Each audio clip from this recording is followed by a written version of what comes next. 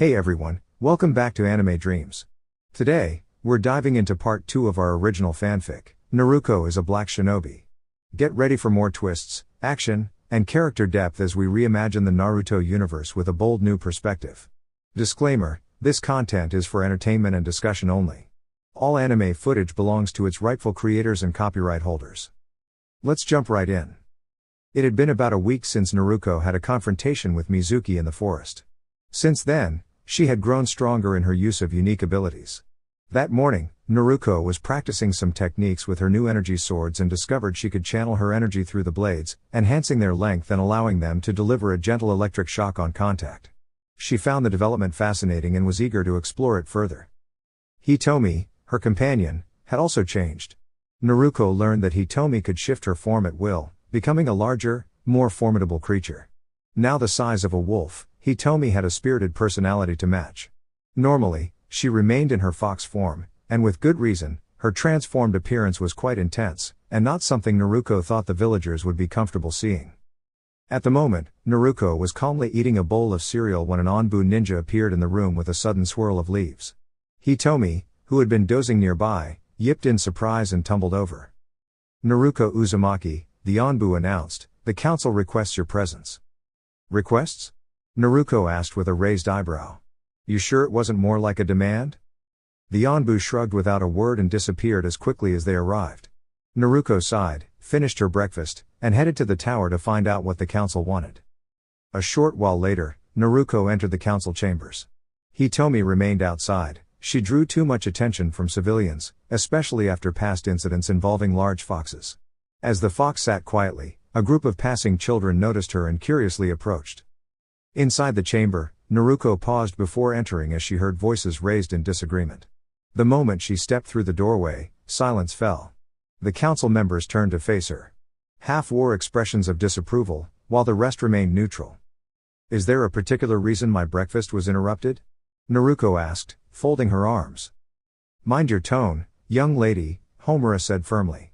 "You are speaking to the village council."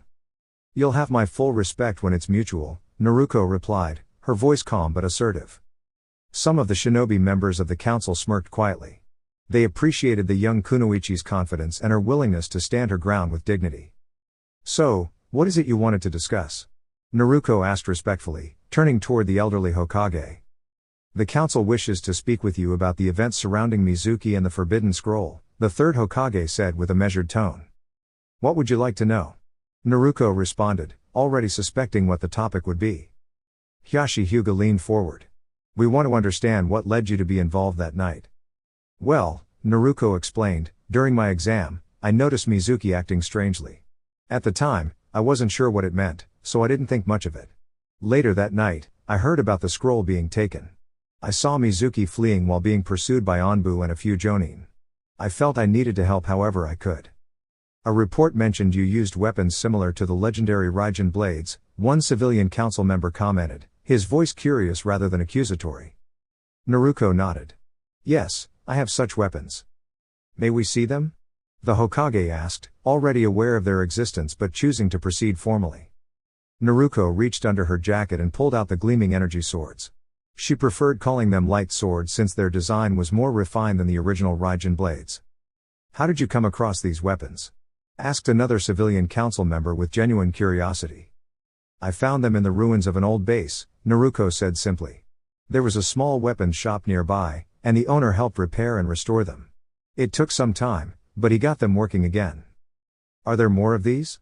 Danzo inquired, observing closely. "I don't believe so," Naruko replied. "The base was mostly destroyed when I found it. After I left, it collapsed completely. As far as I know, these are the only ones that survived, aside from the Raijin blades." The civilian council members looked disappointed, while the shinobi members seemed quietly relieved. They knew such powerful weapons could be dangerous in the wrong hands, especially if someone tried to hand them over to individuals like Sasuke Uchiha without proper evaluation. Then, a civilian council member began, "We request that you turn them over so they can be replicated." "That's not possible," Naruko said respectfully. "The expert who examined them confirmed that the materials and technology used are beyond our current understanding. These were likely crafted long ago, before the era of modern shinobi." The room fell into thoughtful silence. Discovering something from the so-called old world was rare. Then we suggest they be entrusted to Uchiha-sama, another council member said. These, Naruko said firmly, are my responsibility. They won't be handed over. The seriousness in her voice made several council members shift uneasily in their seats.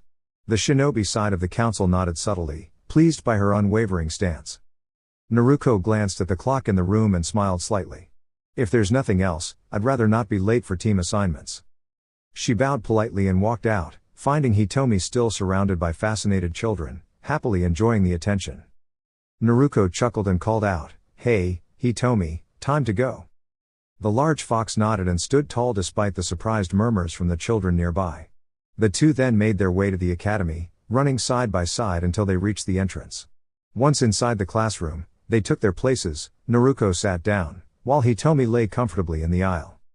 "All right, students," Iruka said as he entered the room. "I want to congratulate all of you who made it this far. Today, you'll be assigned to your teams. Let's begin. Team 1 will be..." Naruko didn't pay much attention until Iruka finally announced Team 7. Team 7 will consist of Naruko Uzumaki, Sakura Haruno, and Sasuke Uchiha. Your instructor will be Kakashi Hatake. Naruko let out a sigh, while Sakura cheered excitedly at the chance to work with Sasuke. Sasuke simply nodded and returned to his usual quiet demeanor. Team 8 will consist of Hinata Hyuga, Kiba Inuzuka, and Shino Aburame. Your instructor will be Kurenai Yuhi. Hinata gave a small, shy nod, Kiba grinned and cheered, and Akamaru barked happily. Shino remained silent, as usual. Team 9 is currently in rotation from last year. Team 10 will consist of Ino Yamanaka, Shikamaru Nara, and Kuji Akimichi. Ino sighed in disappointment at not being on a team with Sasuke, while Shikamaru mumbled, "So troublesome," and Kuji quietly snacked on his chips. "You'll wait here until your instructors arrive," Iruka added.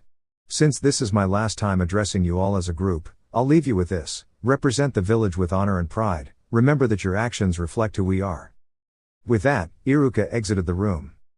A few minutes later, several jonin entered. Naruko recognized them as some of the shinobi she had seen during her earlier matches with Sasuke.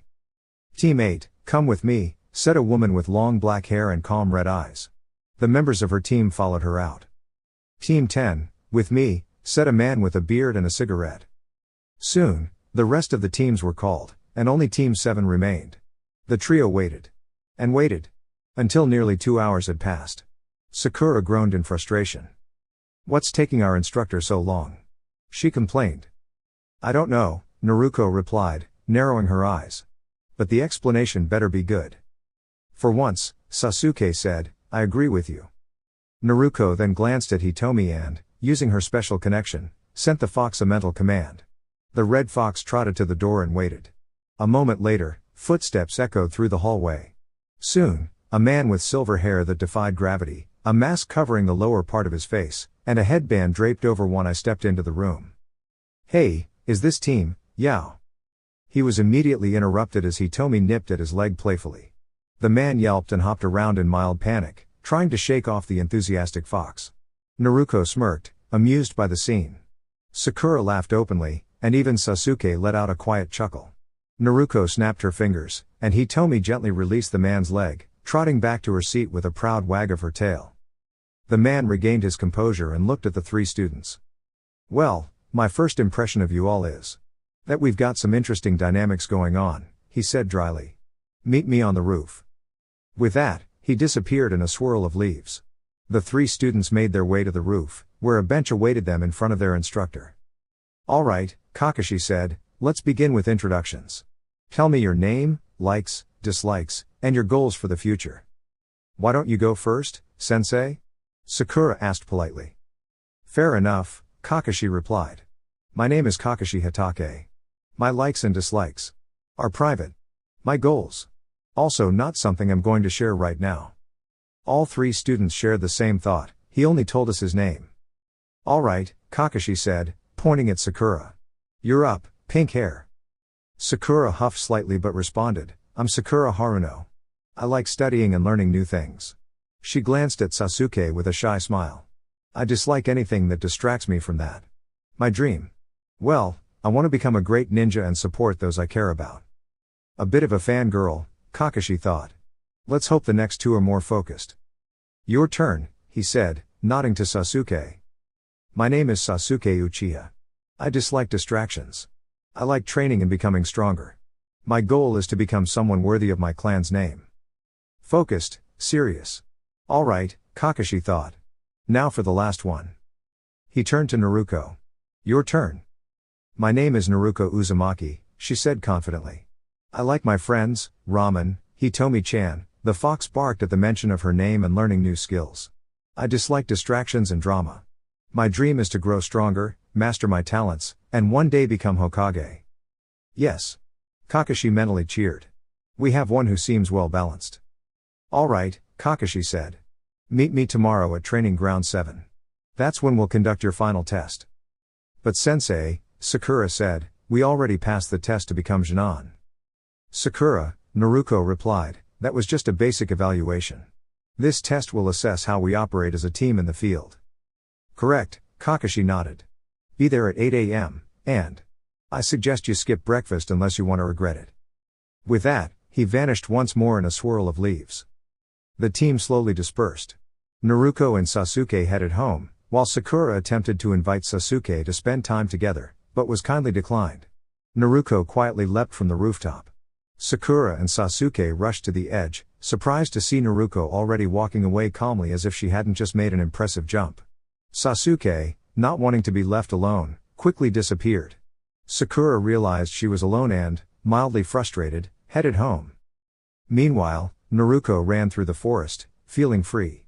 Hitomi kept pace beside her, and when they paused for a break, Naruko leaned against a tree, deep in thought.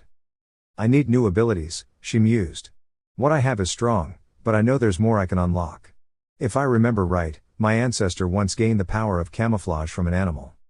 Her thoughts were interrupted when a small chameleon crawled onto her shoulder. Naruko gently caught it in her hand, focusing her energy to observe and understand its unique abilities. Soon, her skin and clothing seemed to vanish as she activated a natural camouflage ability. Hitomi looked around in confusion, sniffing the air until Naruko reappeared with a grin. Perfect, she whispered. All right. Naruko thought. Okay, so I can gain certain traits from animals I consume.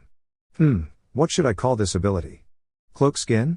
No, that sounds odd. Chameleon skin? Yeah, that has a nice ring to it. Feeling satisfied with the idea, Naruko headed home to rest before the test with Kakashi the next day. As she ate, she wondered whether their sensei would actually be on time. She doubted it. Then she remembered his instruction, no breakfast. Naruko immediately recognized it as a trick. She smiled, realizing it was likely a strategy to catch them off guard. She spent the rest of the day relaxing, and later went to bed with Hitomi, her loyal fox companion, curled up on the floor nearby. The next day, 8 a.m. Sasuke and Sakura were already waiting at Training Ground 7. That person isn't here yet, Sakura said, clearly irritated. She probably forgot or didn't even know where to go. Sasuke grunted in response. 9:58 a.m. Naruko finally arrived. You're late, Sakura shouted, upset. Naruko simply approached with a calm expression, then leaned close and let out a loud belch. Sakura recoiled, covering her nose. What was that? I had something really good, Naruko said casually. There's this restaurant that serves a type of food called Italian. Whoever created it really knew what they were doing, it was delicious. You ate? Sakura asked, waving the smell away. Kakashi told us not to eat. He recommended we don't eat, Naruko corrected. That's not the same as ordering us not to. And technically, I'm not late, Kakashi-sensei isn't here yet. You two were just early.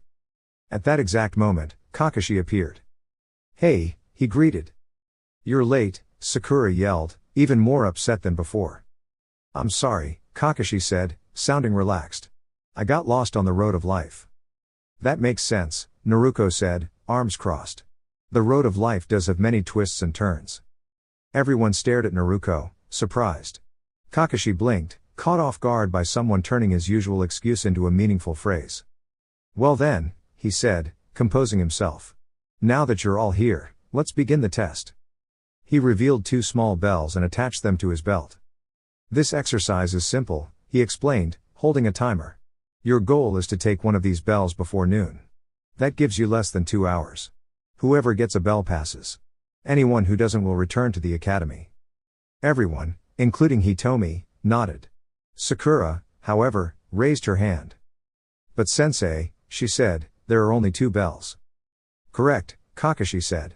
Which means at least one of you will not pass. I already know who they expect to fail, both Sasuke and Sakura thought. Naruko, however, had already figured out the true lesson. Very clever, she thought. This is about teamwork. I had a feeling there'd be a twist. Those 2 haven't caught on yet. For the top student and the so-called rookie of the year, they really need to think deeper. You ready? Kakashi asked. Everyone nodded. Go. The 3 Jinan and Hitomi quickly disappeared into the surrounding brush. With Naruko and Hitomi. What should we do, master? Hitomi asked telepathically, an ability she gained through their unique bond. The first time had surprised Naruko, but she had since grown used to it. We wait, Naruko responded calmly. Let's see how they handle this. With Sakura. She hurried through the underbrush, trying to find Sasuke. Kakashi, however, easily located her and observed from nearby. Sakura paused as she heard a rustling sound behind her.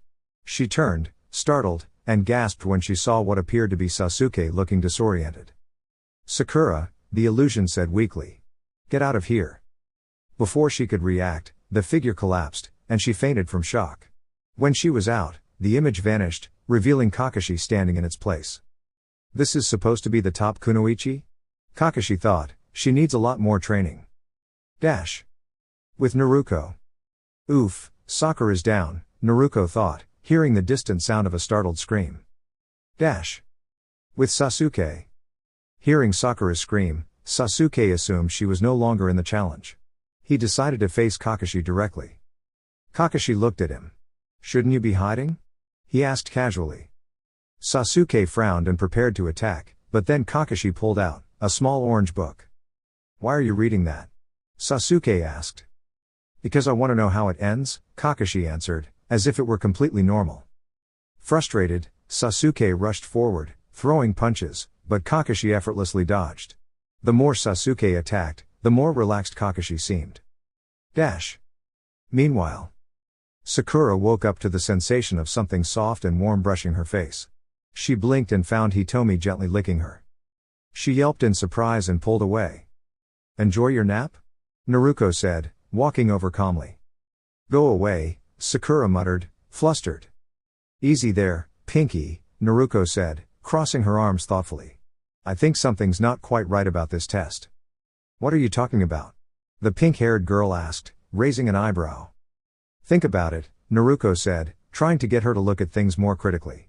How are 3 fresh academy graduates supposed to take on a fully trained Jonin? Sasuke can, Sakura replied dreamily, her eyes glazing over slightly. He can do anything. The next thing Sakura knew, she was rubbing a sore bump on her head after Naruko had lightly tapped her to bring her back to reality. Let's stay focused, Naruko said, her red and black eyes serious. We have to work together. Oh. Sakura suddenly realized. We really do. Finally. Naruko smiled. I've got a plan, but we'll need to wait for the right moment. Meanwhile, Sasuke was not having any success.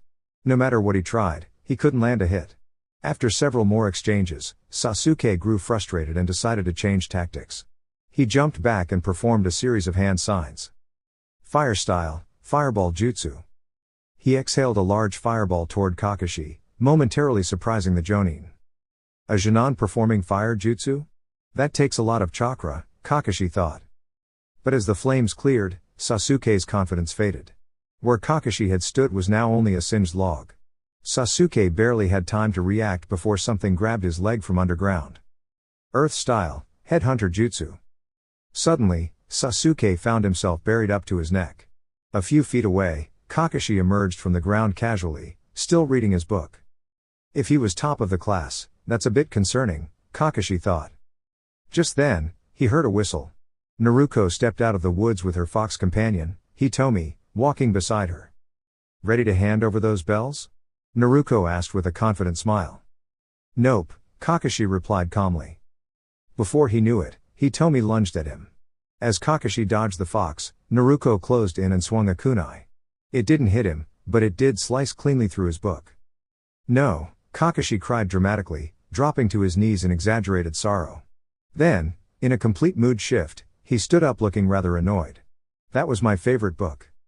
Naruko blinked, surprised at the sudden shift, but grinned as things finally started to feel like a real challenge. Naruko readied herself, and Kakashi charged. His right hook was intercepted as Naruko caught it, then delivered a powerful punch of her own. Kakashi leapt away just in time. The punch landed on a tree, which cracked and toppled over from the force. Kakashi stared, stunned. Buried nearby, Sasuke seethed. He couldn't believe someone like Naruko, who hadn't stood out to him before, could demonstrate that kind of strength. Sakura, watching from a hidden spot, was equally surprised. Her opinion of Naruko was quickly changing. Kakashi refocused just in time to dodge another of Naruko's fast strikes. As he moved, Hitomi sprang at him again. Kakashi leapt, only for Naruko to leap over Hitomi and release a powerful shockwave that sent Kakashi flying. Kakashi groaned as he hit the ground. What was that technique? Before he could move again, Hitomi pinned him down with her tail. Got you, Kakashi-sensei, Naruko said, crossing her arms as a timer buzzed in the background. Time's up, Kakashi sighed, and you still didn't get the bells. Naruko gestured behind her, where Sakura stepped forward, holding the bells in her hands. How did she manage that? Kakashi asked in disbelief. Simple, Naruko replied. While you were airborne, Sakura came out and grabbed them. Honestly, if a book is enough to throw you off, the standards for Jonin must have dropped.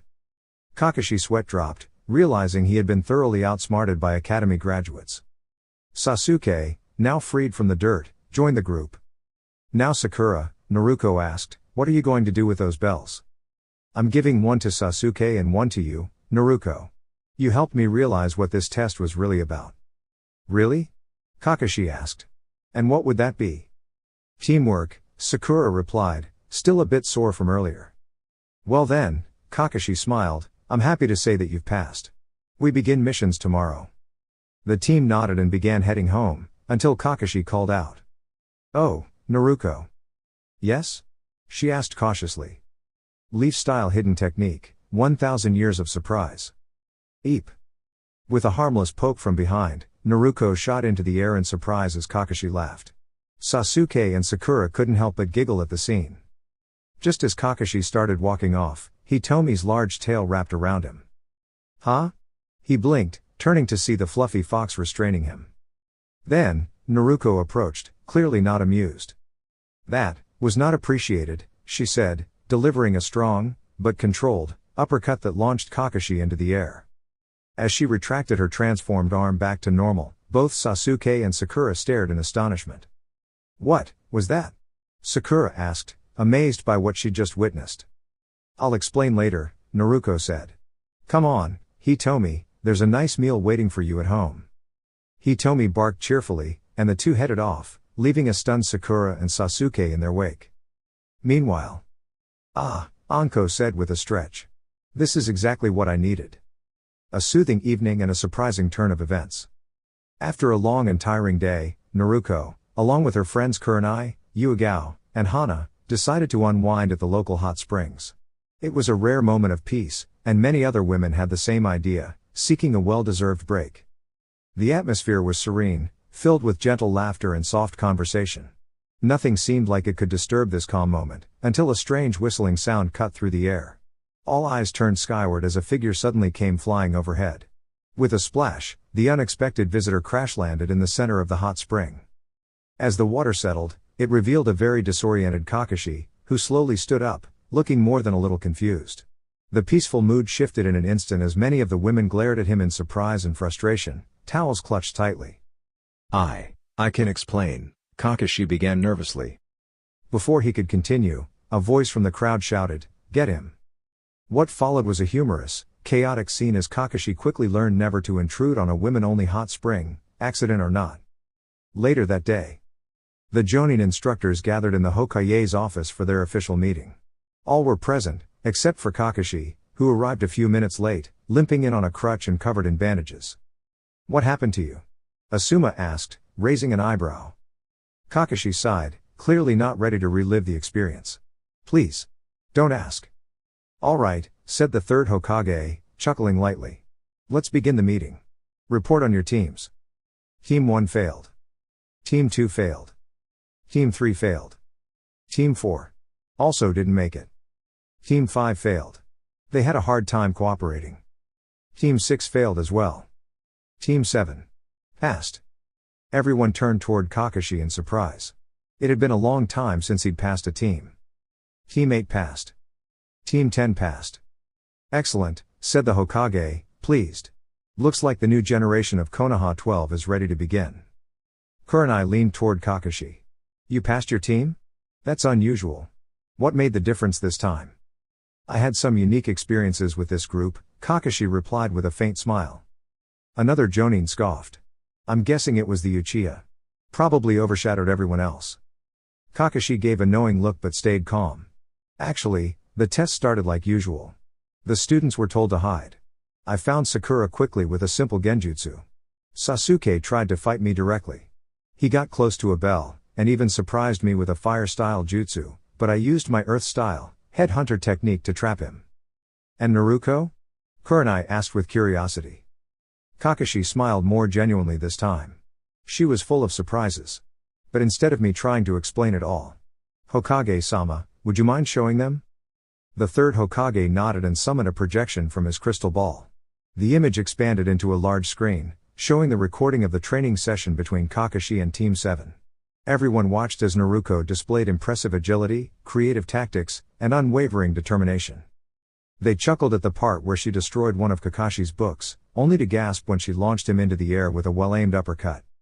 And that, Kakashi said dryly, glancing at Kurenai, is what led to my earlier hot spring incident. Kurenai blushed slightly while Anko smirked, clearly amused. All right, the Hokage said, standing up. Meeting adjourned. The Jonin filed out, leaving Kakashi alone with the Hokage.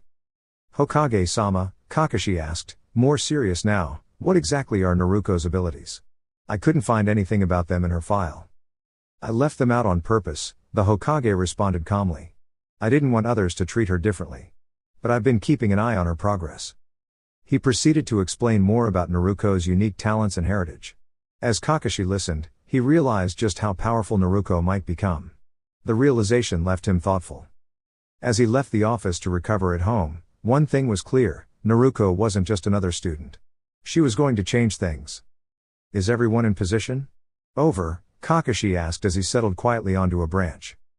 Pink Falcon in position. Naruko, I'm not thrilled about this mission. Over, Sakura said with a huff into her headset. Brooding King in place. I'm with Sakura on this one, this mission is not my favorite, Naruko, Sasuke added, his tone sharp with clear frustration. Oh no, I'm so intimidated, Naruko replied playfully, Plague is in position. Target confirmed, Sakura said into the headset. Ready? Kakashi asked. Move to capture. Now. The three young shinobi leapt into action. Riao.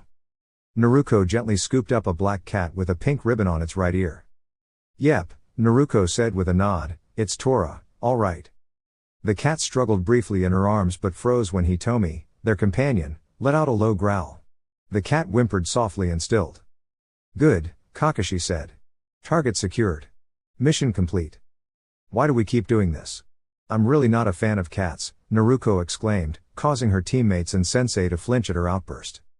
A few minutes later. Oh, Tora. The wife of the fire daimyo cried happily upon seeing her cat. The feline immediately bolted and buried itself inside Naruko's shirt. A noticeable lump trembled at her back, clearly uneasy around the woman. Tora? The woman asked, confused. The cat had never reacted like this before. Ma'am, Naruko said politely, I think your enthusiasm might be a bit overwhelming for her. But that can't be, the woman said, puzzled. Tora's never acted this way around me. Maybe, Naruko said thoughtfully, it's because she didn't expect it before. What do you usually do when you hold her? I treat her with so much affection, as if she were the daughter I never had, the woman replied with a warm smile. A thoughtful look crossed Naruko's face. That explains it, she said. Cats are very different from people. They like to be treated gently, not smothered. If you give her a little space and hold her calmly, I think she'll be a lot more comfortable. Her voice was calm and respectful. Both Sakura and Sasuke looked surprised, not just because Naruko had spoken so clearly, but because she'd offered advice to someone as influential as the Fire Daimyo's wife, something few dared to do. The woman said, considering Naruko's words. No one has ever offered me that kind of advice before. You're either very courageous or just very honest. Maybe a little of both, Naruko said with a small grin. Tora peeked out from Naruko's shirt and slowly climbed to the top of her head. As the noblewoman stepped forward, the cat started to retreat again, but Naruko gently caught her and passed her forward. The cat tensed, then relaxed as the woman stroked her softly behind the ears. Tora began to purr, happily curling into her arms. Thank you, young lady, the Fire Daimyo's wife said sincerely. You've helped me more than you know, and I've heard this mission has caused quite a few headaches. From now on, my husband and I will ensure you receive more meaningful assignments. Naruko bowed respectfully. As the woman walked away to finalize the mission payment, Tora looked over her shoulder and gave Naruko what seemed like a thankful glance. That's all it took? Kakashi said in disbelief once the woman was out of earshot. That's all it took to finally end the village's most troublesome D-rank mission? Apparently, Naruko replied. I don't understand why no one ever thought to explain it to her before. Probably because they were too nervous, or maybe they just didn't realize the cat was uncomfortable, Sakura said, leaning against a wall. Now then, Lord Third, Hokage Sarutobi, said, let's see what other missions are available. A few more D-ranked options remain. Sir, Naruko said, making the Hokage glance up from his desk, I have to say. These seem more like errands than ninja work. Naruko, these missions may seem trivial, but they help keep the village running smoothly, Sarutobi replied with a calm tone. Naruko picked up a few papers and read aloud, mowing lawns, pulling weeds, retrieving packages, taking out trash, cleaning gutters, and finding a missing pair of underwear? There was a long pause. You're right, those are definitely chores, the Hokage admitted. Why are we still assigned these? Naruko asked. Wouldn't civilians be better suited for this kind of work? Sarutobi said, deep in thought. Naruko, come with me. The rest of you stay here. As Naruko followed, her teammates exchanged curious looks. Hitomi curled up in the corner and dozed off peacefully. With Naruko and the Hokage. Where are we going, Oji-san? Naruko asked respectfully. To the documents department, the Hokage replied. They handle what paperwork gets through to my office. Honestly, I don't visit them often, they're not considered one of the high priority departments. But, Naruko said thoughtfully, if someone in there really wanted to, couldn't they sneak something harmful into your paperwork? Sarutobi stopped walking, caught off guard by the suggestion. It was something he hadn't considered. You seem to know a lot about potential risks and how someone might exploit them, the Hokage said, continuing their walk. My ancestors experienced more than a few betrayals, Naruko replied. I've learned how to spot signs of trouble, and how it can happen. As their conversation ended, the two arrived at the department. Sarutobi opened the door, and immediately frowned at the sight inside. The once orderly department had been transformed. Plush chairs, a large flat-screen TV, a popcorn machine, and even a mini bar filled the room. Important documents were piled on a table in the back, while the staff sat nearby, laughing and sipping sodas. What is going on here? The Hokage asked sharply. The room fell silent. A few of the workers nearly choked on their drinks in surprise, spraying soda onto the floor. All eyes turned nervously toward the elderly man who had entered. One of the workers stepped forward, his voice hesitant. Hokage-sama, he said cautiously, what brings you here? I came to check on something, the old man replied, his tone calm but firm. Would you mind explaining why some of the missions we've been receiving seem unnecessary and a poor use of our shinobi's time? Also, how did you afford all of this equipment and material? One paycheck from here doesn't seem like it would cover it. I'm afraid I can't tell you that, sir, the worker said, attempting a confident smile. The other employees, seeing his boldness, seemed to relax slightly. And why not? The Hokage asked, clearly displeased. Naruko, standing nearby, folded her arms silently. We, the worker said, gesturing to his colleagues, are under the protection of the council. There's nothing you can do to us. The Hokage narrowed his eyes. In a swift but controlled motion, the man he was addressing was suddenly knocked off balance and gently slid across the room, landing beside a pile of crates with a loud thud, not harmed, but clearly reminded of his place. You would do well to remember who leads this village, the Hokage said firmly. Naruko, could you please escort this gentleman outside? Of course, Naruko replied politely, stepping forward with grace and confidence. Naruko walked toward the group, swiftly and efficiently gathering them. Within moments, the room was quiet except for one individual, who remained seated, trembling slightly. Naruko gently guided him backward onto a nearby desk for questioning. As she did, the desk gave a slight creak, and a few papers scattered to the floor. The Hokage noticed and bent down to pick them up. As he read through the documents, his expression shifted from curiosity to restrained frustration. What is it, Hokage-sama? Naruko asked. These are official motions regarding your potential adoption by some of the clan heads, the Hokage said slowly. Had any of these reached me years ago, things might have turned out quite differently for you. Why weren't they ever submitted? Naruko asked quietly. Because, the man at the desk answered nervously, if Naruko had been adopted into a clan, it would have changed the balance of influence. We thought it best for the village to avoid that. Naruko's brow furrowed. The Hokage looked at the man closely. The Hokage suddenly tensed. Naruko, did you notice anything unusual? Naruko placed her hand gently on the man's shoulder, focusing for a moment. She closed her eyes and concentrated, and soon a vision surfaced, a memory she hadn't accessed before. Memory sequence. A man stood before several council advisors and a few councilmen. What do you need us to do? He asked. We need you to ensure these adoption motions never reach the Hokage, Koharu said plainly. If Naruko is adopted, she'll gain support, and we can't risk that. What's in it for us? The man asked. A council member stepped forward, handing over a generous pouch filled with Ryo. Understood, the man said, accepting the deal. Memory end.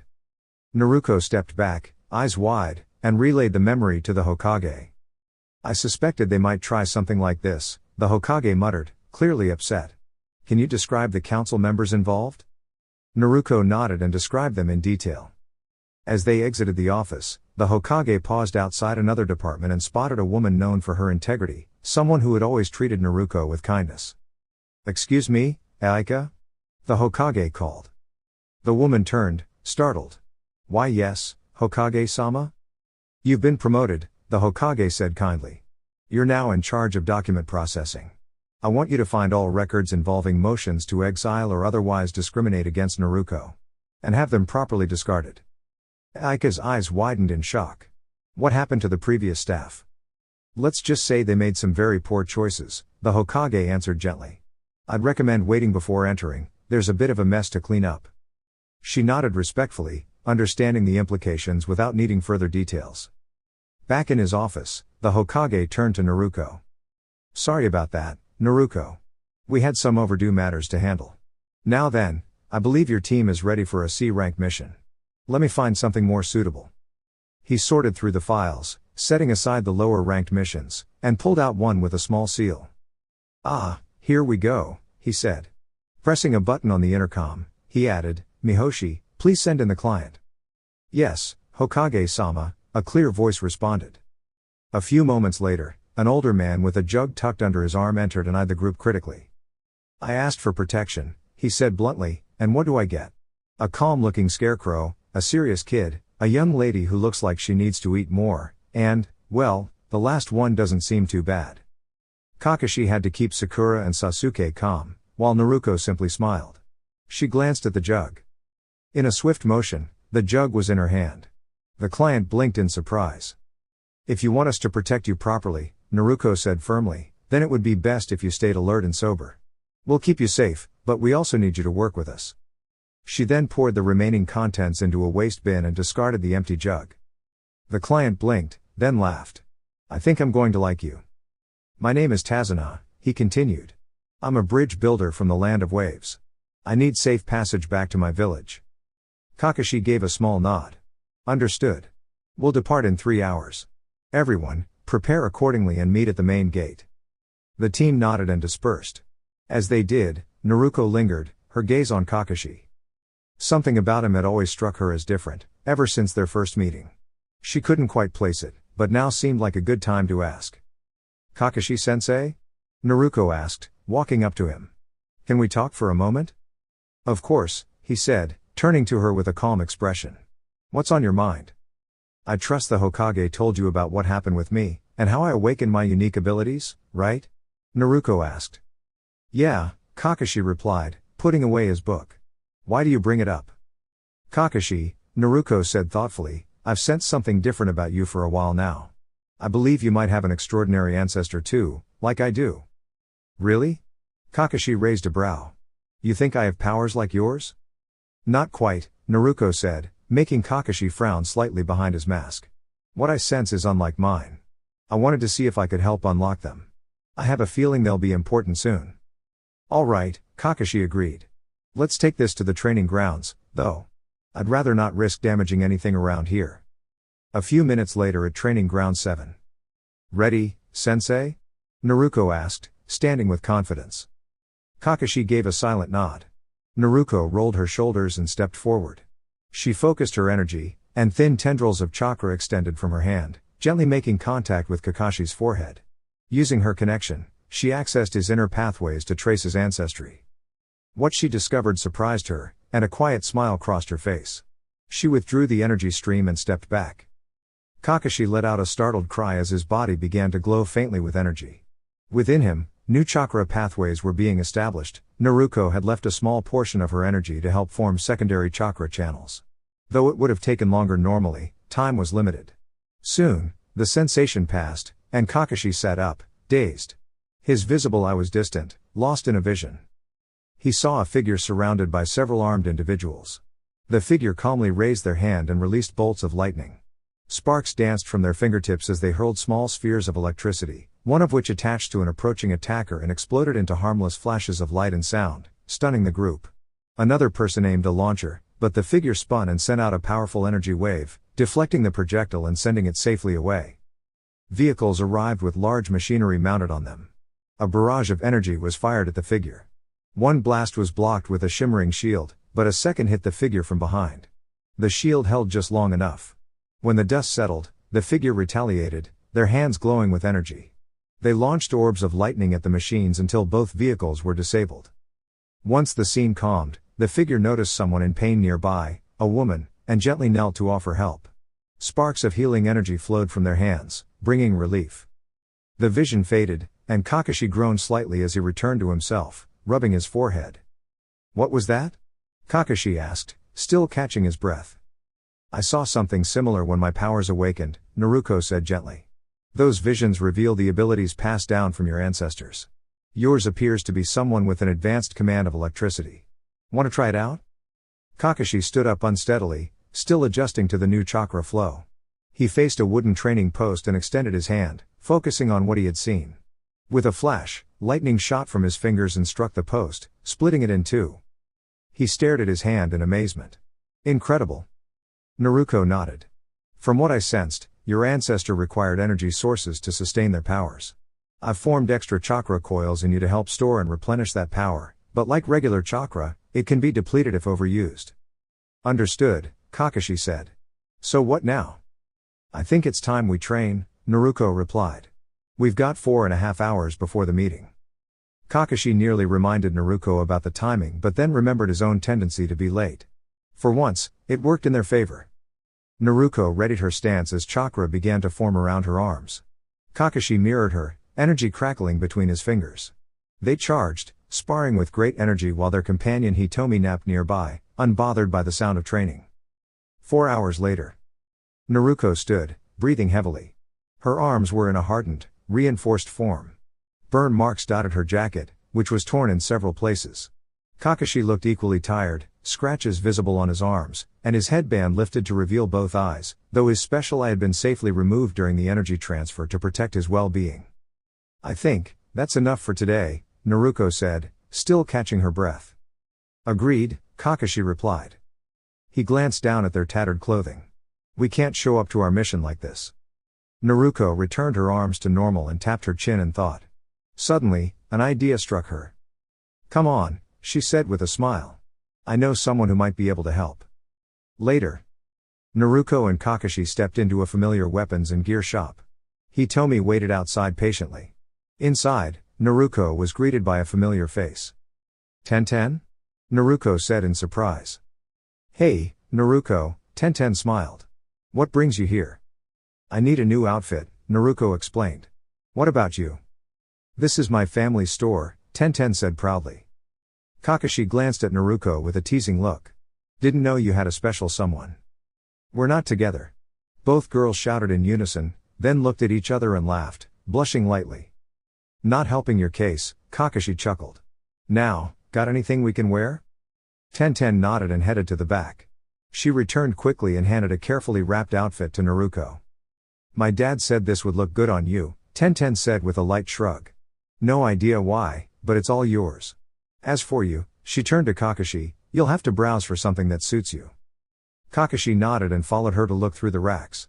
As Naruko headed to the changing room, Kakashi leaned in and whispered, you should consider asking her out. She's one of a kind. Naruko turned bright red and gave him a light elbow before disappearing behind the curtain. 10 minutes later. Sasuke, Sakura, and Tazuna waited near the road, looking around. Where are they? Sakura cried out impatiently. Relax, Sakura, came Naruko's voice from behind, her tone calm. Sakura turned around, ready to speak, but then she noticed the attire Naruko and their sensei were wearing. Naruko was dressed in a black long-sleeve shirt with metallic gauntlets on her forearms. The shoulders and some parts of the chest were also metal. Her pants were black, with a belt holding 2 light swords on the sides. She wore black boots, and a red cloak with a hood covered much of her body. It was hard to make out any other details of her outfit. Kakashi was dressed in a black shirt with a gray jacket that had white lightning bolts wrapped around it. He wore white fingerless gloves and had a belt with the Konoha symbol. His jeans were a little loose, and he wore black sandals. Naruko was happy with the outfit that Kakashi had chosen. It seemed to complement her new bloodline well. Kakashi had decided to call it the White Storm Bloodline. While the name might not have been the most creative, it fit her powers well. What happened to you two? Sakura asked. We decided to grab some new clothes, Naruko explained. Do you like them? They do make you look different, Sakura answered.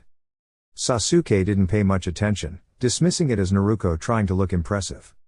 All right then, Kakashi said. Let's get started. The team headed out of the village gates and into the surrounding forest. Naruko felt a bit of excitement, as did her teammates. It was the first time they had left the village. As they walked, Naruko noticed a puddle in the middle of the road. Hey Kakashi, Naruko whispered, so only Kakashi could hear, why is there a puddle here? It hasn't rained in days. Genjutsu, Kakashi whispered back. And a poor one at that. Stay alert. Naruko continued walking as though nothing was wrong. As the group passed the puddle, 2 men jumped out of the water. They appeared to be twins, wearing similar outfits and masks. One arm of each man was covered in a gauntlet, and they were connected by a chain. The 2 quickly tried to wrap the chain around Kakashi. However, Kakashi grabbed the chain and sent a massive electric shock through both of them. They both cried out in pain and fell to their knees. Kakashi removed the chain and threw it aside, turning to Tazuna. I think you owe us an explanation. Why are these 2 after you? They're probably just a couple of thieves, Tazuna said, attempting to downplay the situation. No, Kakashi said, these are the demon brothers, 2 missing nin from Kirigakure. Why are they after you? Tazuna hung his head in defeat. I lied. My home in Wave is being controlled by a man named Gato. He's draining the life out of it, and the bridge I'm building is the only hope for saving it. Gato isn't happy about it, so he hired these 2 to try and stop me. Please don't abandon me. If you leave now, my village will be destroyed. Kakashi was quiet for a moment. He then turned to his students and asked, what do you think? I think we should continue, Naruko said. I don't like tyrants. Gato needs to be stopped. I agree, Sakura added. We need to take him down as soon as possible. Yeah, Sasuke said, this will also be a chance to test my strength. All right, Kakashi said. From here on out, this is an A-ranked mission. Naruko, see if you can get any information from these 2. Naruko nodded. She approached the 2 men and, to the shock and mild disgust of Sasuke and Sakura, used her unique ability to extract information from them. She closed her eyes as memories flooded her mind. After a few moments, she stood up and looked at her team. Well? Kakashi asked. There are 2 other members in their group, Naruko said. One is a big guy with a huge sword, but I couldn't identify the other. Kakashi nodded, and the group continued their journey. After a short while, Sakura couldn't hold her curiosity any longer. What was that earlier?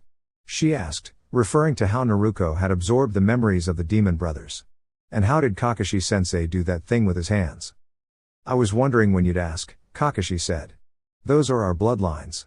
Naruko's is the prototype bloodline. She can absorb memories and other abilities from her enemies, among other things. She also has a second ability that you'll see later. As for me, I call mine the White Storm.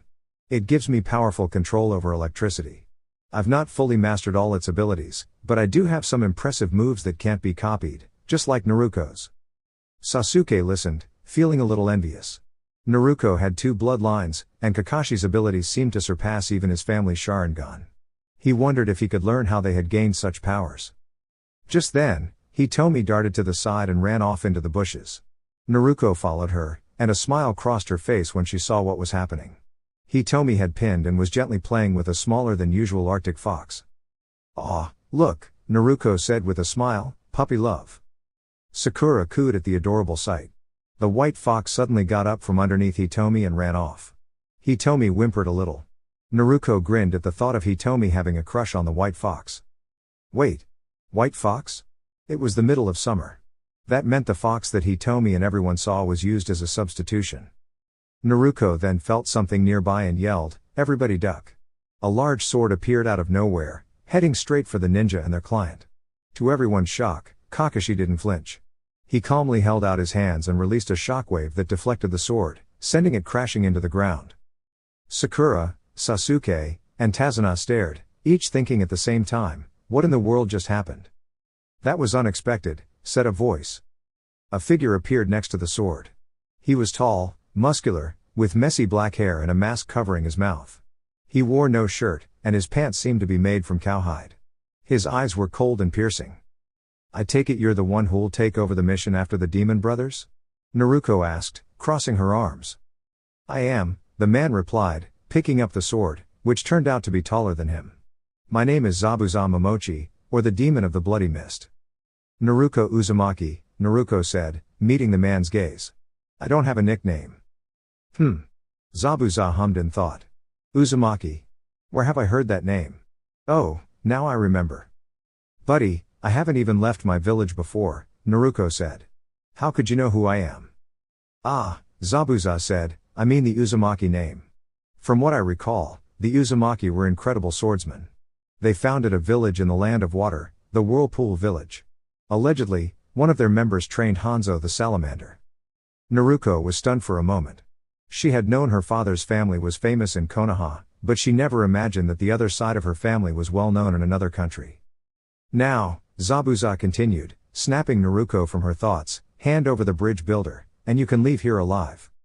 "Sorry, dude," Naruko said, her expression turning serious as she clenched her fists. "If you want to get to the old drunk here, you're going to have to go through me first." "Naruko," Kakashi said calmly. "Let me handle him." "No," Naruko replied firmly. "You're still getting used to your new abilities. I'll handle this one.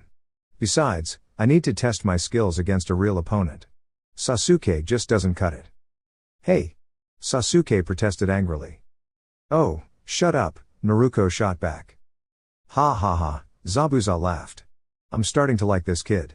Alright, kid, if it's a fight you want, then it's a fight you'll get." Kakashi wasn't entirely happy with Naruko fighting Zabuza, but he remained silent. He understood from his ancestors' memories that water could be deadly if someone stayed in it for too long or was completely submerged.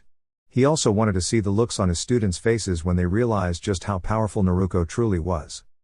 Zabuza charged forward, swinging his sword. Naruko jumped to avoid the horizontal slash.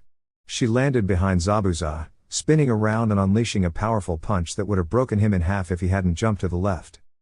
"This kid is fast," Zabuza thought as Naruko appeared in front of him again, swinging another punch that obliterated a tree. "Strong, too. I thought Konoha was getting soft." Zabuza leapt away and landed softly, muttering, "Looks like Konoha is the military power people say it is. I was hoping to find someone who could push me to my limits." "If this is your limit," Naruko said, "then I'm very disappointed." "Alright, kid," Zabuza said, "if it's my all you want, it's my all you'll get." Hidden Mist Jutsu. The battlefield was soon covered in thick mist, making it nearly impossible for anyone to see. Spine, heart, liver, lungs, larynx, jugular. These are just a few ways to die. The question is, which one should I aim for first? Came Zabuza's eerie voice from within the mist. Sakura, Sasuke, and Tazuna all felt the intense killing intent that seemed to be coming from all directions. Naruko grinned. Using her bloodline, she activated her thermal vision ability. She scanned the area, spotting a figure resembling Zabuza's. With swift precision, she shifted her arm into its blade form and blocked the sword aimed at her head. He can see through the mist. Zabuza thought, shocked and a little alarmed. While Zabuza was still caught off guard, Naruko shifted her other arm into its claw form and drove it up through Zabuza's stomach. The world seemed to freeze, then the swordsman burst into water. Water clone, Naruko thought, understanding what had just happened. Still using her thermal vision, she scanned the mist and saw no less than 4 Zabuzas. Naruko switched her arm back to its claw form and charged at the 4 clones. The first one came at her, swinging his sword in a downward arc. Naruko dodged and swiftly decapitated the water clone with her claws. Another clone appeared and Naruko swung at it. The clone leapt into the air, aiming to strike, but Naruko slammed her claw into the ground, calling out, biomass style, ground spike. As the name suggested, a massive spike of biomass shot up from the ground. The clone, unprepared for this, was impaled before bursting into water.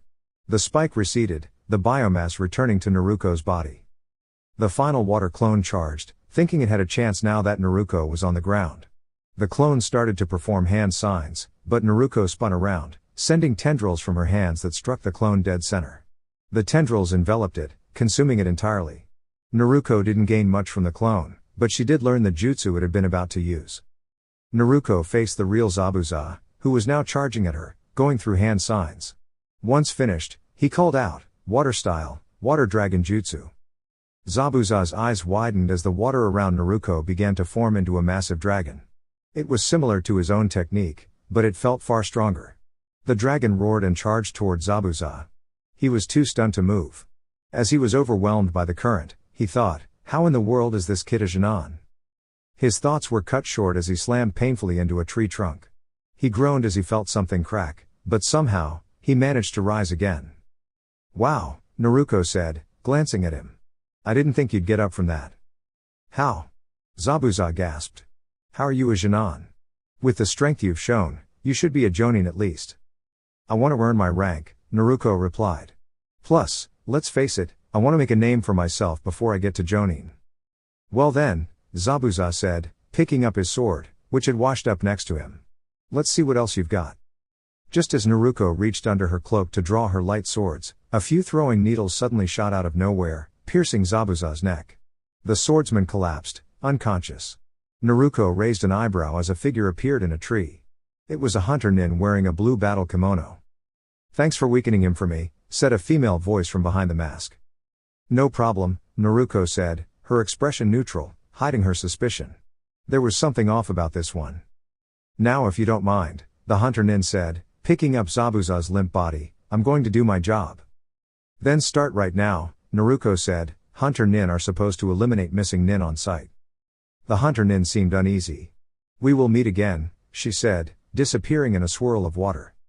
As the mist lifted, Naruko turned to see everyone except Kakashi staring at her, mouths agape. What?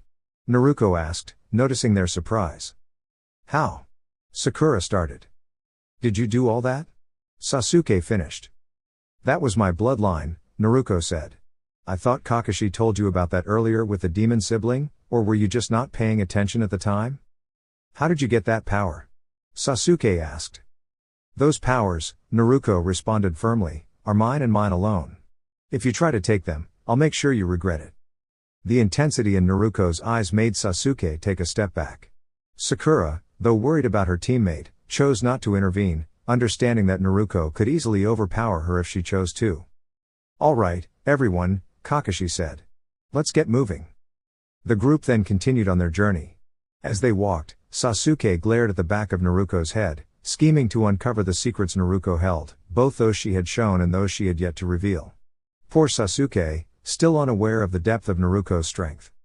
Meanwhile, in an old underground facility, a vast chamber filled with large glass tubes and a massive computer sat in a corner, with thick layers of dust accumulated over the years. Suddenly, a loud humming sound filled the room as the lights flickered on. The computer screen flashed, and the system came to life. System online, a dark, mechanical voice intoned. Solar panels positioned. System recharge initiated. Operating at 50%. Time until recharge complete, 48 hours. Initiating scan. The voice went silent for a moment, followed by a loud warning siren. A map of the elemental countries appeared on the screen, zooming in on the fire country. It zoomed in even further, revealing 7 blinking dots. 2 of them moved in one direction, while 5 others moved in another. Red alert. Red alert. Black light virus detected. Searching protocols. Protocol found. Once power is restored, begin bio and mech soldier production. The lights flickered off, and the screen displayed a countdown, 47 hours, 59 minutes, 19 seconds. Inari. Tsunami. I'm home and I brought some guests with me. Kazuna called out as they entered the house. Father? Came a soft, feminine voice. A beautiful woman with long black hair, reaching just to her shoulders, walked out to greet them. She was soon joined by a young boy wearing a fisherman's hat. Naruko, Kakashi, Sasuke, and Sakura all waved at the two. Tsunami, these are the ninjas I hired to guard me while I was away, Tazuna said, looking at his daughter. They know I wasn't completely honest about the mission, but they decided to help us deal with Gato. No one can defeat Gato, Inari said, his words causing a few concerned expressions. You're all going to fail. It's pointless to even try. Before anyone could respond, Inari ran upstairs. The group remained silent, wondering what had caused his pessimism. Tsunami, Tazuna said after a brief pause, I'd like to introduce you to the incredible ninjas who protected me from an assassin. The one with silver hair is Kakashi, and this is Naruko. The other 2 didn't really have much involvement, but they were there for support. Sakura and Sasuke both looked at the elderly man with a steady gaze, which was promptly ignored. I'm Sasuke Uchiha, Sasuke introduced himself, placing emphasis on his name. Sakura Haruno, Sakura added. Pleasure to meet you, Tsunami said, smiling at the group. Dinner will be ready shortly. Sensei, Naruko spoke, I need to have a word with you privately. Kakashi nodded, and the 2 stepped away from the group to speak. What is it, Naruko? Kakashi asked. I don't think Zabuza is truly gone, Naruko said, making Kakashi raise an eyebrow in surprise. Why do you think that? Kakashi asked. Well, Naruko explained, the hunter nin use throwing needles. Those are mostly used to stun or puncture deeply. They can only be fatal if they hit a vital organ. If not, they just stick there and cause mild pain. Also, a hunter nin is supposed to begin body destruction as soon as they kill their target. Why did she leave before doing so? Good point, Kakashi acknowledged. I'll let the others know. How do you think they'll take it? Naruko asked. One declaration later. What do you mean she's still alive? Everyone covered their ears as Sakura's scream of disbelief and worry echoed through the house. Some china cracked from the sound, and in the background, a baby cried while a few dogs barked. That hunter nin was allied with her, Naruko explained, her hearing recovering. If it had been a real hunter nin, she would have begun destruction as soon as the eyebrowless man was incapacitated. So what are we going to do? Sakura asked, her voice slightly calmer. Well, Naruko said, we train. We might need it in case we encounter Zabuza and that hunter nin. But I don't think we should resort to killing them. With their skills, they could become valuable allies back in Konoha. All right then, Kakashi said. Tonight we rest. Tomorrow we train. The 3 Shinin nodded. Sasuke glanced at Naruko, wondering if he could gain some of the strength Naruko had. After dinner, everyone went to their rooms. Sasuke approached Naruko. What do you want? Naruko asked. I want to know how you got your abilities, Sasuke said. These are my abilities alone, Naruko replied. I won't teach them to you, and neither will Kakashi. Sasuke growled and went to his room. Naruko sat down, and Hitomi lay down in the corner, falling asleep. As she sat there, she heard something. Come, child. Come and discover power. What is that? Naruko thought. Hey, Fox, did you hear that? Yeah, the fox responded. I think something is calling out to you. I don't know what, but it might prove useful in the future. You should check it out tomorrow. By the way, what are you doing? When Iruka was lecturing on seals, I managed to pay attention, Naruko thought back. I've been combining different seals from notes I took. I'm wondering if some of these techniques will work. You're making your own jutsu? Kyubi asked. I think so, Naruko thought. I think this one would work well with Kakashi. I'll ask him about it tomorrow. Naruko felt the fox grin. The two then fell asleep, with Naruko wondering if seeking out that voice was a good idea. The next morning, the group of Konoha ninjas headed out to a clearing to train. To start, Kakashi said, "You will learn a special exercise, tree climbing." "But sensei," Sakura said, "we already know how to climb trees." "Yes," Kakashi said, "but you will climb them using only your feet." "What?" Sakura asked in confusion. Kakashi demonstrated by walking up a nearby tree using only his feet. He focused chakra into his feet and walked up the surface. He looked down at the Genin and said, "Neat, huh?" "Sensei, how do you do that?" Sakura asked. "First," Kakashi said, "focus chakra into your feet. Then walk up the surface. Add too little chakra, and you won't stick. Add too much, and the surface will break. The more chakra you have, the harder it gets since you don't need to focus as much." The Genin nodded, and Sakura and Sasuke ran at the trees, while Naruko just stood there. "Naruko," Kakashi said, "aren't you going to do anything?" "I already know this exercise," Naruko replied. "Oh really?" Sasuke said, standing by his tree, which now had a dent in the bark the size of a shoe. "Prove it." Naruko walked over to the river, stepped onto it, and began walking on the water. "Well," Kakashi said, not particularly surprised, "it looks like you can train on your own, Naruko." "Actually, sensei," Naruko said, "I was wondering if you'd mind trying something for me." "What?" Kakashi asked. "Well," Naruko said, "it's kind of private." Kakashi shrugged. The two walked off, and Naruko called out, "Hey Hitomi. If these guys start slacking off, could you give them some encouragement?" Hitomi rose from her spot next to a tree. Biomass rippled through her body as she began to mutate. Sakura, Sasuke, and Kakashi watched with a mix of shock and awe as Hitomi grew to the size of a horse, transforming into something terrifying. Her fur shed off, and her skin turned a reddish black. Large spikes sprouted from her back.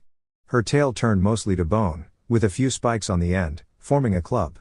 Her head became a massive fox skull, her teeth sharper, and her eyes glowing. A third eye appeared on her forehead, glowing bright red. Her legs were armored with biomass, and black talons grew from her feet. Her feet and legs were covered in sharp flat spikes. The newly transformed creature snarled, and the two ran up the tree in panic. "Naruko," Kakashi said, "remind me not to annoy you." "You're going to do it anyway," Naruko said, walking away. Later, the two reached another clearing. "So, what did you need, Naruko?" Kakashi asked. "Well," Naruko explained, "I know hand signs and their meanings, so when I was younger, I made a jutsu.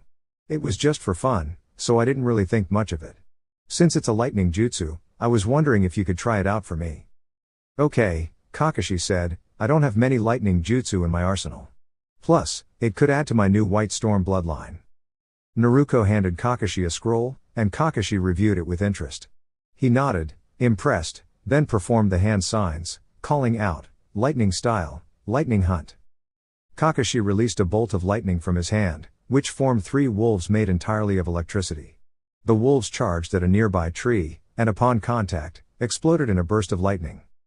"Dang," Naruko said. "I didn't expect it to be that powerful." "Naruko," Kakashi said, "I think you might have found a talent." "Thanks," Naruko replied. "Oh, before I forget, there was something calling out to me yesterday. I want to go find it. Is that all right?" "Sure," Kakashi said, "I think anything that makes you stronger will help us in the long run. Also, if you come up with any new jutsu, let me know. I want to know what to look forward to." "All right, sensei," Naruko said, "but if it's my jutsu, you don't get to copy it unless I say so. Got it?" "Got it," Kakashi said, a little disappointed he wouldn't be able to copy a new jutsu. Naruko began walking, and the voice called to her again, louder this time. She followed the sound until she found a cave. As she entered, the voice grew even louder. She ventured further inside. Suddenly, alarm bells went off in her head as walls shot forward to crush her. She leapt to safety just in time. "What's with all the traps in here?" Naruko shouted, dodging spears and pendulum blades. Finally, she came upon a large chamber.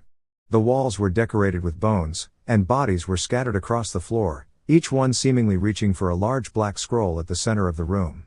The voice came from the scroll. "Come, child." Naruko realized the voice was coming from the scroll itself. She cautiously approached it, stepping over the bodies. As she reached out and touched the scroll, nothing happened. She then picked it up, but still, nothing occurred.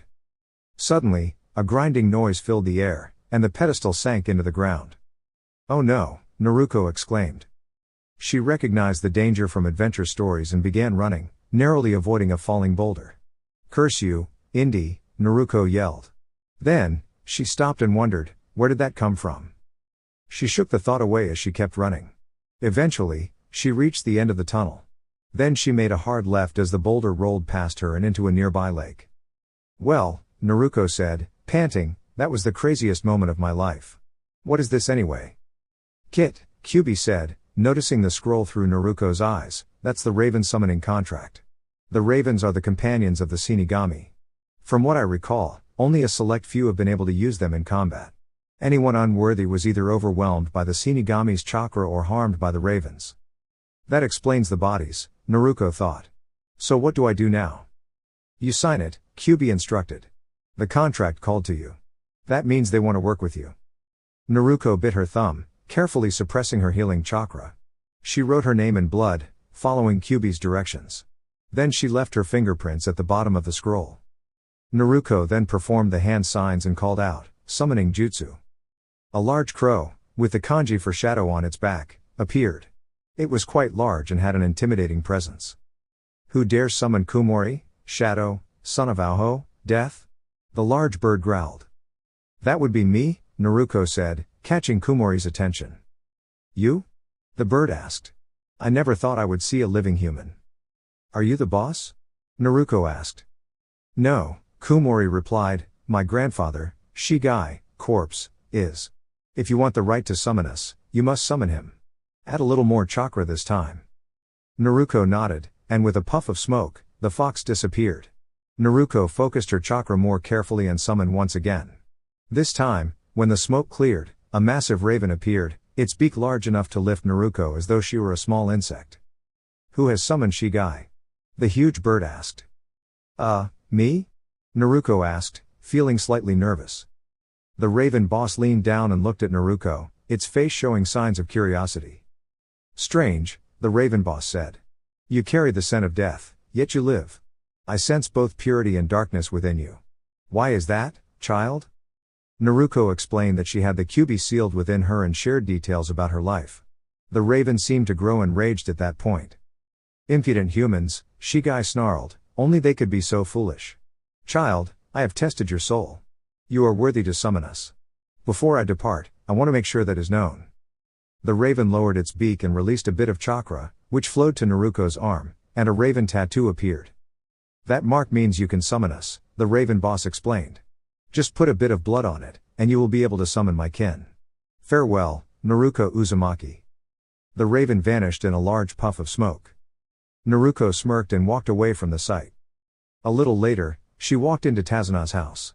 She was greeted by the sight of an exhausted Sakura and Sasuke, a grinning Kakashi, and a calm and composed Hitomi. "So, how was your day?" Naruko asked. "I hate you, Naruko," Sakura and Sasuke said in unison. "Oh, I'm crushed," Naruko said sarcastically. "Kakashi-sensei, I need to talk to you for a minute." "Okay," Kakashi said as he got up. "What is it?" he asked when they were alone. "I found that voice," Naruko said. "Turns out, it was a summoning contract." "Cool," Kakashi said. "For what animal?" "The ravens," Naruko answered. Kakashi's eyes widened. He had heard of that summon but never thought anyone would actually be able to summon them. "Also," Naruko continued, "I think I know a way to resolve this without hurting that hunter nin and getting rid of Gato at the same time." "How?" Kakashi asked. He had been thinking about it and knew that skills like Zabuza's and that hunter nin's would be incredibly useful. "Well," Naruko said, "I can have one of my summons deliver a message. If they agree, they'll send us Gato's location, and we'll deal with him accordingly." "And if they don't accept?" Kakashi asked. "Then," Naruko said, "we'll have the summons tell us their location, and we'll handle Gato ourselves if they try to stop us." "Good plan," Kakashi said. "Now let's get back to dinner. I'm starving from all that jutsu practice." Naruko nodded, and the two walked back to the table. "What were you talking about?" Sasuke demanded. Not telling you, Kakashi said. Now be quiet. Sasuke was about to speak again when a glare from both Kakashi and Naruko shut him up. The group sat in silence for a while. Sasuke got up and went to his room after finishing his meal. Around this time, Inari spoke up. Why do you try so hard? He asked. Everyone looked at him. Why do you try so hard? He repeated. Gado's just going to kill you, just like he did everyone else who stood in his way. You're just going to die. Inari, Tsunami cried. No, Mom, Inari said. They should just give up. Kid, Naruko said, we're ninjas. We don't give up easily.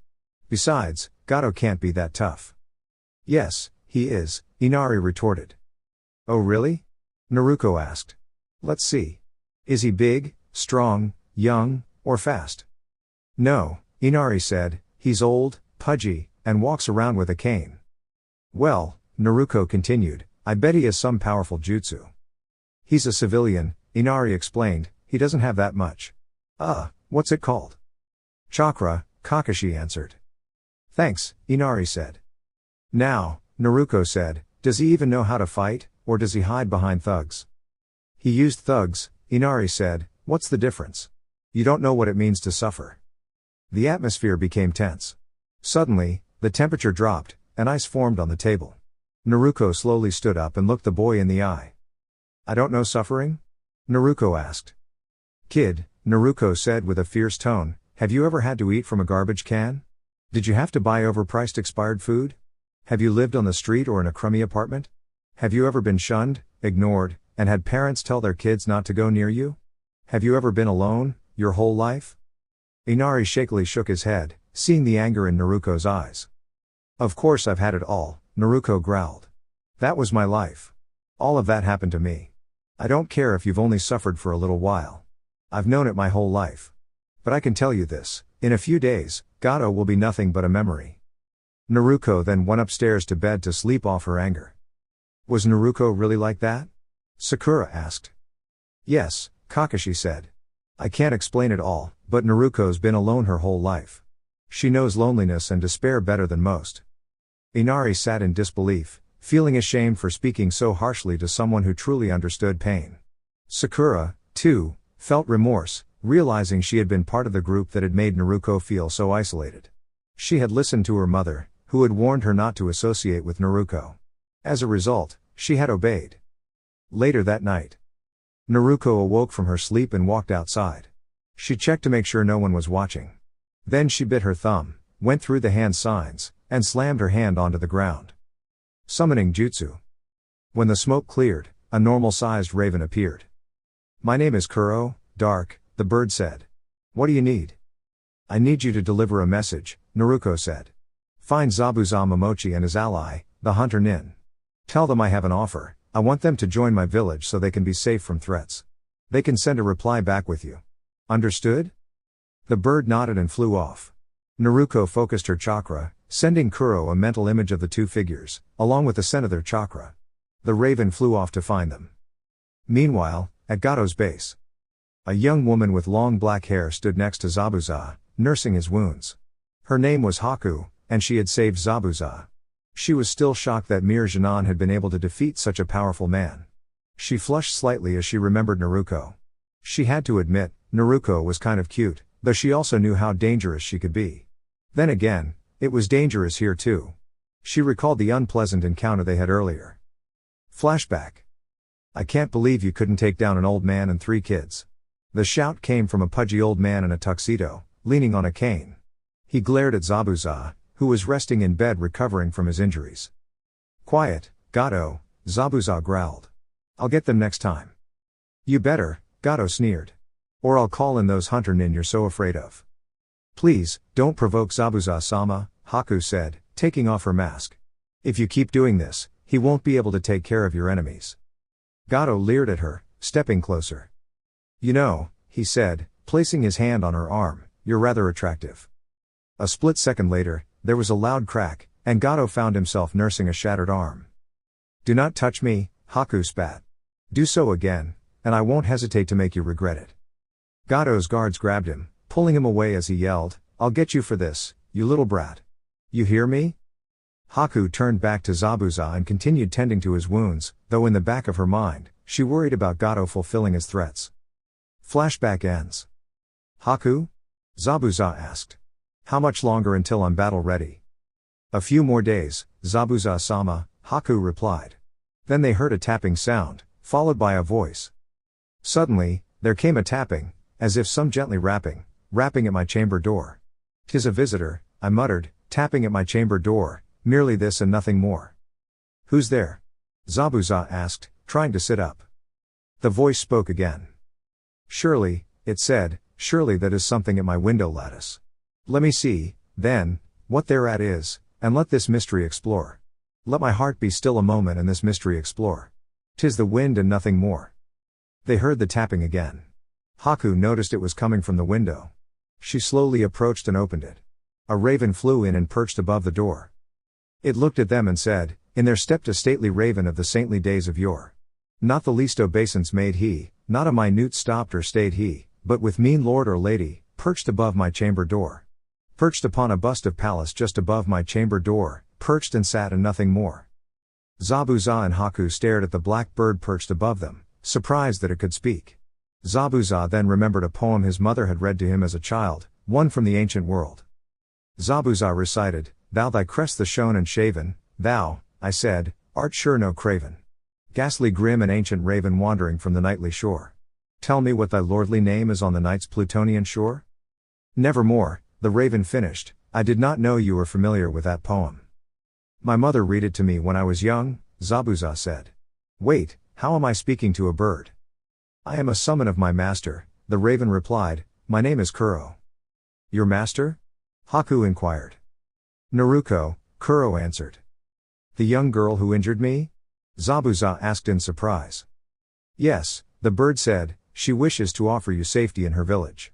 She wants you to leave this life of wandering and join her in Konoha. There, you'll be protected from your enemies, including the one named Gato."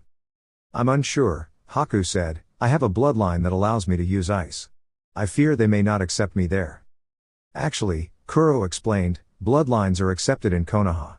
That's why Naruko wants you to join her. She has studied Kirigakure and their disdain for bloodlines. In Konoha, you won't face rejection." "I can have a home," Haku said, feeling a sense of hope for the first time. "Kuro," Zabuza said thoughtfully, "tell her we accept." He reached under the mattress, despite his pain, and pulled out what appeared to be blueprints.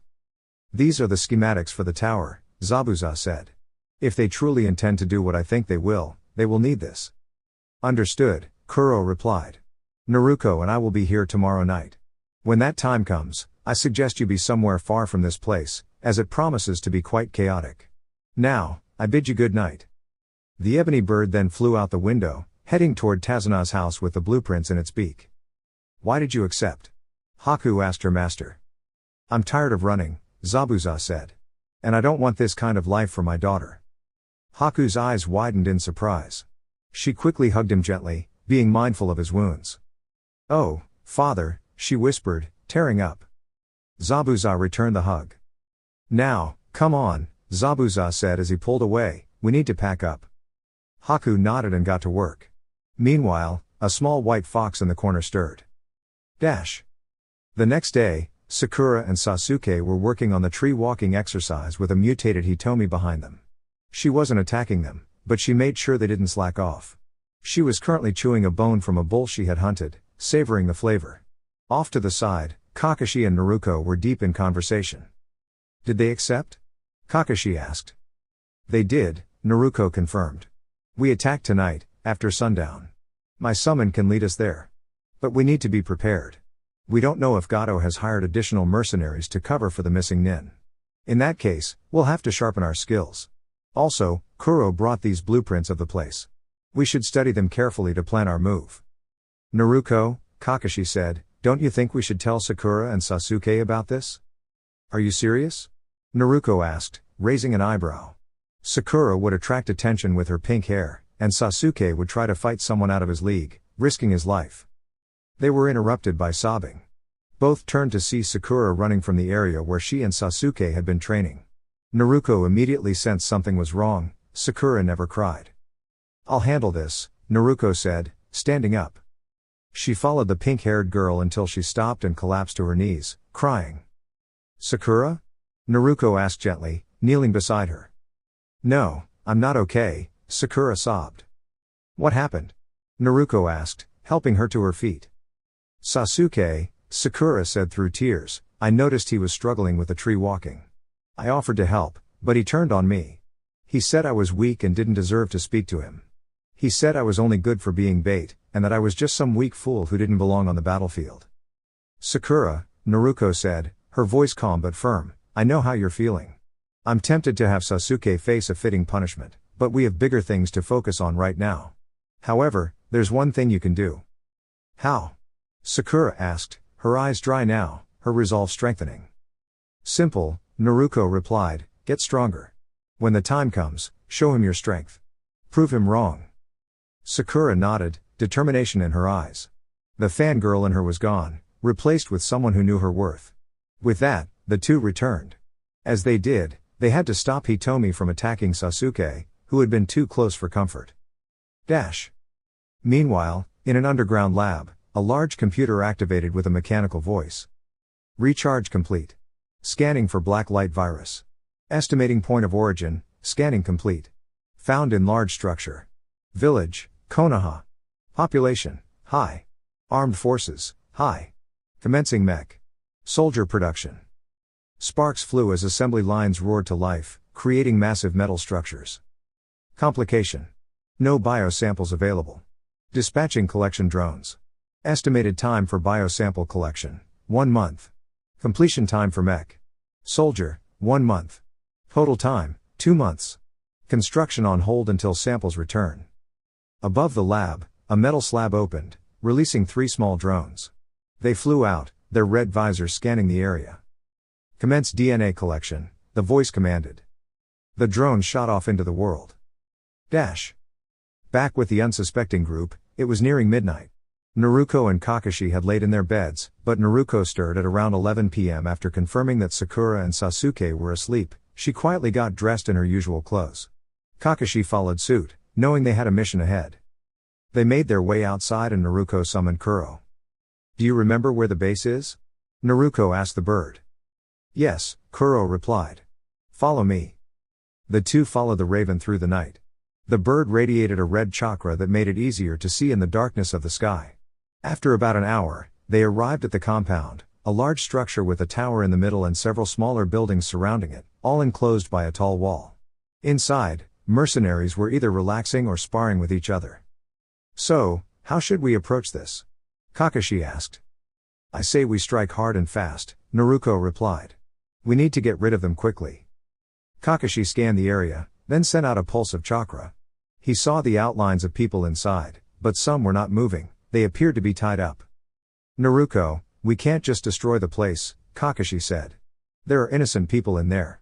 If we destroy it, we could hurt them. Naruko nodded thoughtfully. She quickly came up with a plan. Summoning 3 shadow clones, she assigned them tasks. Each of you will infiltrate one of the 3 main buildings around the tower. Take out the guards quietly, and once you're done, tunnel your way out. When all 3 buildings are clear, Kakashi and I will begin our attack. Understood? Yes, ma'am. The clones said in unison, giving her a salute. Go. Naruko ordered, and the clones dispersed into the night, using their chameleon-like abilities to blend in with the shadows. Building 1. Naruko walked through the room, observing that the main buildings were actually warehouses. It made sense since a lot of space would be needed to hold all the prisoners. Hey, Naruko called out, still in disguise, the boss wants to speak with you. The guard, who was watching the prisoners, believed her and left the area. Naruko, now free of her disguise, moved toward the group of prisoners. The women in the group seemed anxious, while some of the men appeared defiant. Naruko shifted back to her true form, causing the people in the room to gasp. She then drew one of her light swords and effortlessly cut through the chains binding them. Several of the prisoners, including some women, hugged her in gratitude. Hey! Naruko turned around to see a guard holding a sword. She extended her hand and used her abilities to lift the man off the ground. With a subtle use of force, she immobilized him, making sure to keep the scene quiet to avoid drawing attention. Using her abilities, she ensured he could no longer pose a threat. To cover her tracks, Naruko moved the guard's body out of sight, consuming his knowledge, which revealed a secret escape hatch in the back of each building. She sent messages through the Force to her clones, instructing them to pass the information along. Naruko then motioned for the freed prisoners to follow her and led them to the passage. It was hidden under a stack of boxes, which she carefully lifted. After that, she jumped down, and the prisoners followed her. They emerged on the north, south, and east walls, all of which were far from the compound's main entrance. Once everyone had escaped, Naruko waved and disappeared in a puff of smoke. The same process occurred with the other two buildings. Naruko 2 used her claws, while Naruko 3 simply absorbed the guard in her building. It seemed strange that there was only one guard in each room, but then again, Gato probably hadn't anticipated the presence of Naruko and Kakashi at this base. Back with the real Naruko.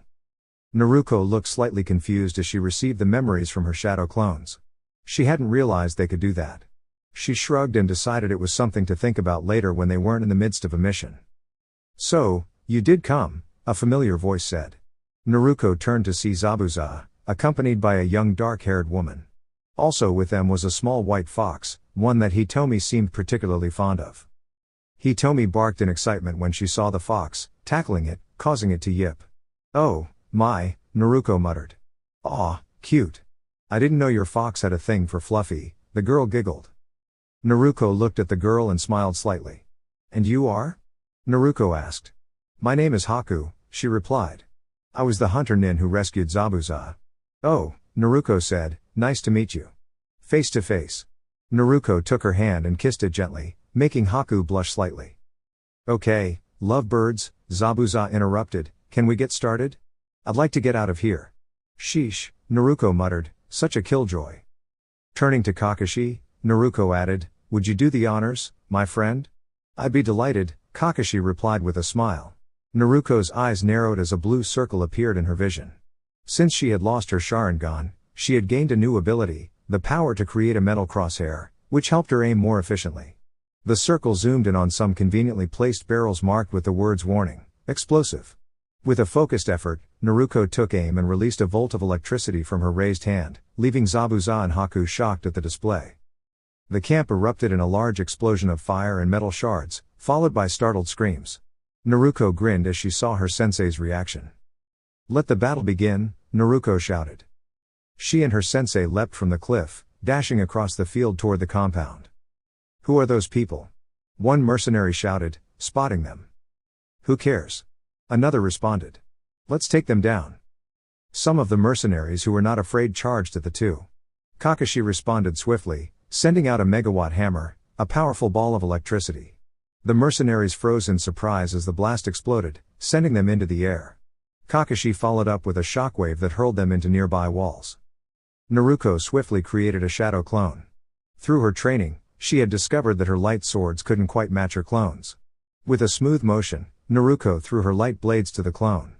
The clone activated them, changing the blades to black, and swung them, disintegrating the mercenaries it struck. Naruko adjusted her approach, shifting the biomass in her arms to form sharp claws. She moved through the mercenaries effortlessly, cutting through them like a knife through butter.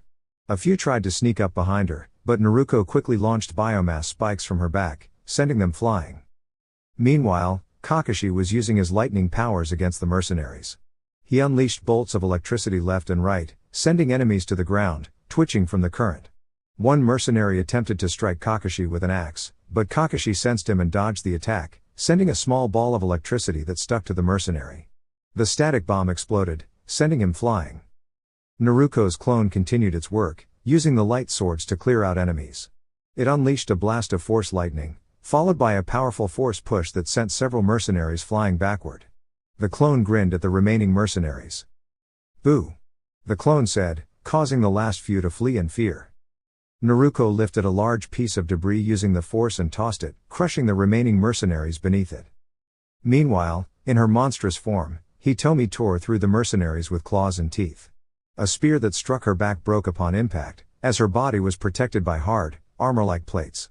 Enraged, she retaliated by shooting a blast of bile that disintegrated the mercenary who had attacked her. Within minutes, the ground was littered with defeated enemies. Naruko and Kakashi stood victorious, grinning at their success. The clone returned her light swords before vanishing in a puff of smoke, and Naruko stored the weapons back on her belt. As they headed toward the tower, a voice called out. "Hey, kid."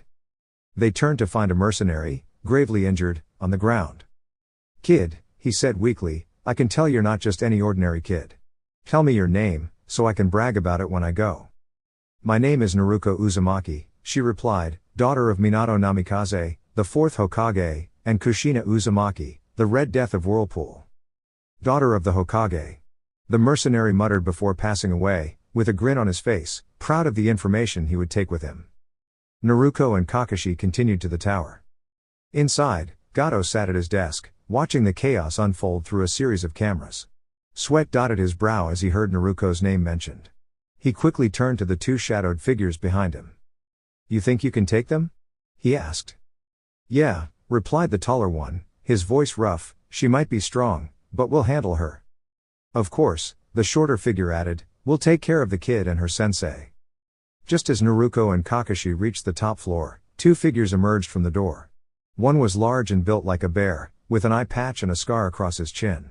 The other was shorter, with green hair and a scar on his forehead. "Who are you two?" Naruko asked, raising an eyebrow. "The name's Stone Bear," the large one said, "and this is Aoi Rakushi." "Should I be worried?" Naruko smirked. Kakashi spoke up, "Stone Bear is a skilled axeman, known for his strength. Aoi Rakushi is a rogue ninja who stole the Raijin blade." Stone Bear grinned, brandishing a massive axe.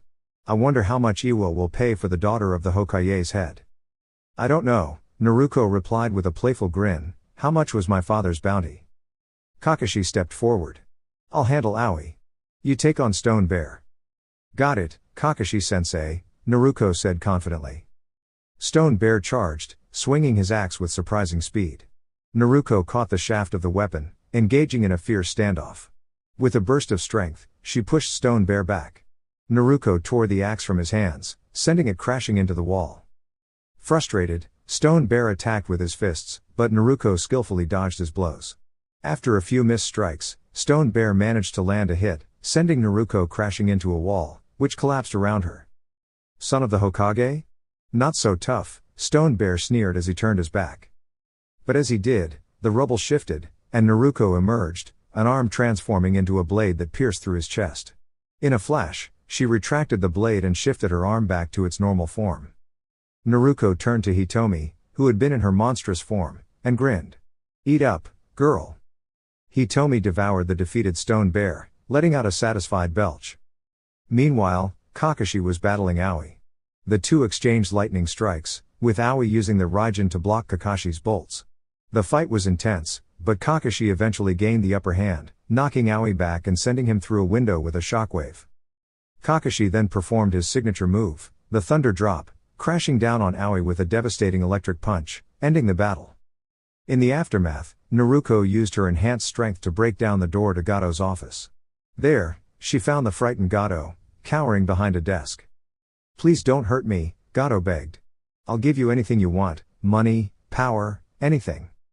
Naruko paused, considering his words. Then, she lifted him effortlessly and used the force to search his mind, extracting the information she needed. After finding his account details, Naruko made a quick transaction before wrapping Gato in a cocoon of biomass, ensuring he wouldn't be a problem for now. Kakashi arrived, noticing Naruko's actions. "Aren't you going to deal with him?" "No," Naruko replied. "I have something better in mind for him." The two then left, joined by their allies, Hitomi, Zabuza, and Haku. As they made their way back, Naruko grinned. Her first battle against an army had been a success. But unbeknownst to them, one mercenary had survived. Later, in a small publisher's store, the mercenary entered to share the information with the local worker. "I've got some important updates for the bingo book," the mercenary said. "Really? What kind of updates?" the worker asked, eager to hear. "I'll start with Kakashi Hatake," the mercenary explained. "It turns out he doesn't have the Sharingan anymore. Instead, he's developed incredible control over lightning. I think he deserves the title the Lightning King." "Interesting," the worker said, jotting it down. "And there's a kid, Naruko Uzumaki," the mercenary continued. "She's much stronger than a regular Jinan. She's the daughter of Minato Namikaze and Kushina Uzumaki. She has black eyes with a red iris, and she can turn her arms into different weapons, claws, whips, and more. She also controls lightning and has a monstrous fox companion. Is she really that powerful? The worker asked, astonished. She's a force to be reckoned with, the mercenary confirmed. I think I know what to call her, the Black Star. The worker smiled as he wrote it down. It has a nice ring to it. We'll make sure to list her as an A-rank ninja. Thanks for the information. No problem, the mercenary said, leaving the store with a smirk. I'll make sure people know about her before the next bingo book comes out.